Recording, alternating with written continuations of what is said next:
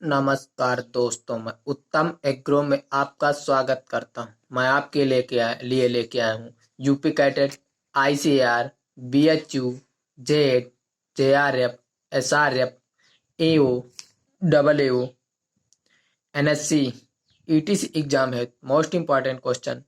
ठीक है दोस्तों, चलते हैं। पहला क्वेश्चन है हमारा ज्वार। ज्वार के दाने में प्रोटीन क्या क्या पाया जाता है दोस्तों? तो ज्वार के दाने में जो 10% प्रोटीन पाई जाती है और कितने परसेंट? 10% प्रोटीन, 21% फैट यानी वसा, 74% कार्बोहाइड्रेट और 1.8% खनिज पदार्थ पाए जाते हैं। ज्वार के दाने में 10% प्रोटीन पाई जाती है, 21% फैट पाया जाता है, 74% कार्बोहाइड्रेट पाया जाता है, 1.8% खनिज पदार्थ पाए जाते हैं। ज्वार के जो है दोस्तों कैमल क्रॉप के नाम से भी जाना जाता है। किसके नाम से दोस्तों? कैमल क्रॉप के नाम से। ठीक है दोस्तों, ज्वार का जो है बोटेनिकल नेम दोस्तों सोरघम बाइकलर होता है। ठीक है दोस्तों, ज्वार का अधिक उपयोग करने पर जो है पेलाग्रा नामक एक बीमारी हो जाती है। अगर ज्वार को जो है पशुओं को या स्वयं अधिक खाने खिलाने पर क्या होता है? पेलाग्रा नामक बीमारी हो जाती है। ज्वार के पौधों में हाइड्रोसाइनिक एससीएन नामक एक अम्ल होता है, जो एक विषैला है, जो है बारिश के अभाव में कम पैदा हो जाता है, उत्पन्न हो जाता है। अगर बारिश ना हो, हमारी फसल बोई है, तो उसमें जो है एससीएन नामक अम्ल उत्पन्न हो जाता है, या उसमें सिंचाई करना चाहिए। ये जो है क्या होता है दोस्तों? जड़ पर बनता है तथा पत्तियों पर इकट्ठा होता है। ये जो है ऊपरी वाली पत्तियों पे ज्वार की इकट्ठा होता है, जो है जब इस समय जो है पशुओं को नहीं खिलाना चाहिए, नहीं तो ये मृत्यु का घातक है दोस्तों। ये पशुओं की मृत्यु हो जाती है इसके अधिक खिलाने पर। ठीक है। ज्वार का पुष्पक्रम। ज्वार में किस प्रकार का पुष्पक्रम पाया जाता है? तो पेनिकल कहलाता है। ज्वार का पुष्पक्रम क्या कहलाता है? पेनिकल कहलाता है। ज्वार का अंकुरण बुआई के कितने दिन बाद हो जाता है? तो ज्वार का जो अंकुरण होता है तो बुआई के 5 से 6 दिन बाद शुरू हो जाता है जर्मिनेशन। ज्वार के दानों को भंडारित करते समय नमी कितने परसेंट रखना चाहिए? तो ज्वार के दानों को भंडारित करते समय 12% से कम नमी रखना चाहिए। कितनी दोस्तों? 12% कम नमी रखना चाहिए ज्वार को भंडारण करते समय। बाजरे का वानस्पतिक नाम क्या होता है? तो बाजरे का वानस्पतिक नाम पेनिसेटम ट्राइफोइड्स होता है। क्या होता है दोस्तों? पेनिसेटम ट्राइफोइड्स। बाजरे का वानस्पतिक नाम पेनिसेटम ट्राइफोइड्स। जो बाजरे का वानस्पतिक नाम पेनिसेटम ट्राइफोइड्स होता है। बाजरे के दाने में जो है 11.5% प्रोटीन पाई जाती है। बाजरे के दाने में 11.5% प्रोटीन, 67% 67% कार्बोहाइड्रेट, 2.5% फैट वसा पाई जाती है।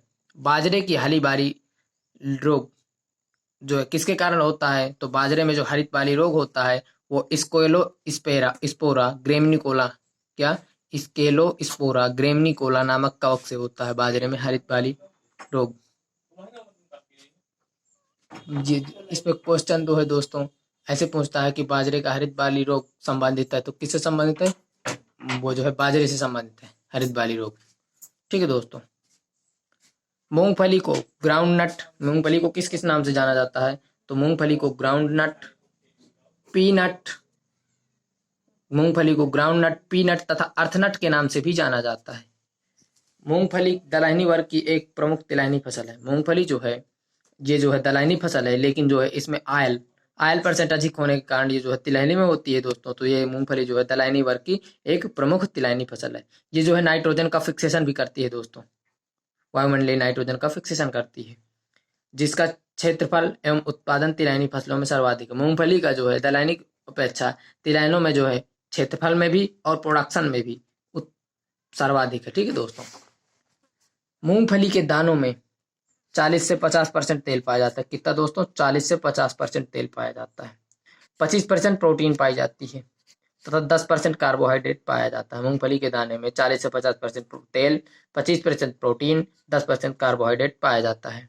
मूंगफली की खली में, इसकी जो खली होती है, जब हम ऑयल निकाल लेते हैं उससे जो बचा हुआ पदार्थ होता है उसमें 8% नाइट्रोजन, 1.4% फास्फोरस तथा 1.2% पोटास पाया जाता है। कितना? मूंगफली की खली में 8% नाइट्रोजन, 1.4% फास्फोरस, 1.2% पोटास पाया जाता है। पेगिंग संबंधित है। ये पेगिंग जो है दोस्तों, ऐसे क्वेश्चन पूछता है, निम्न में से 4 विकल्प दे देगा दोस्तों और पूछेगा पेगिंग संबंधित है किससे। तो पेगिंग जो है दोस्तों मूंगफली से संबंधित है। लेकिन मूंगफली में क्या होता है दोस्तों, तो मूंगफली में दोस्तों जब निषेचन हो जाता है, फर्टिलाइजेशन के बाद जो ओवरी बनती है उसका जो है ओवरी का बढ़कर मृदा में प्रवेश करना, यानी सॉइल में जो प्रवेश कर जाती है। देखते हो कि दोस्तों मूंगफली में जो फल बनते हैं सॉइल के नीचे बनते हैं, तो इसमें जो है मूंगफली में फर्टिलाइजेशन के बाद ओवरी का बढ़कर मृदा में प्रवेश करना पेगिंग कहलाता है। ठीक है दोस्तों। मूंगफली क्या है दोस्तों, तो मूंगफली एक सेल्फ पॉलिनेटेड क्रॉप है। क्या दोस्तों, सेल्फ पॉलिनेटेड क्रॉप, स्वपरागित फसल है। ठीक है दोस्तों। मूंगफली का बोटैनिकल नेम आपको दोस्तों पता होगा, एरेकिस हाइपोजिया होता है। ठीक है दोस्तों। मूंगफली के तेल की दुर्गंध, मूंगफली के ऑयल में जो एक दुर्गंध आती है वो किसके कारण आती है, तो ऑक्सीकरण के कारण आती है। किसके कारण दोस्तों, ऑक्सीकरण के कारण मूंगफली के तेल में दुर्गंध आती है। मूंगफली में पुष्पन का समय है, तो मूंगफली में पुष्पन के समय, सॉरी दोस्तों, मूंगफली में पुष्पन के समय क्या करना चाहिए, तो दोस्तों तो मूंगफली में पुष्पन के समय दोस्तों एन डबल ए का छिड़काव जो है करने पर उपज में वृद्धि होती है। जब पुष्पन के समय दोस्तों एन डबल ए एक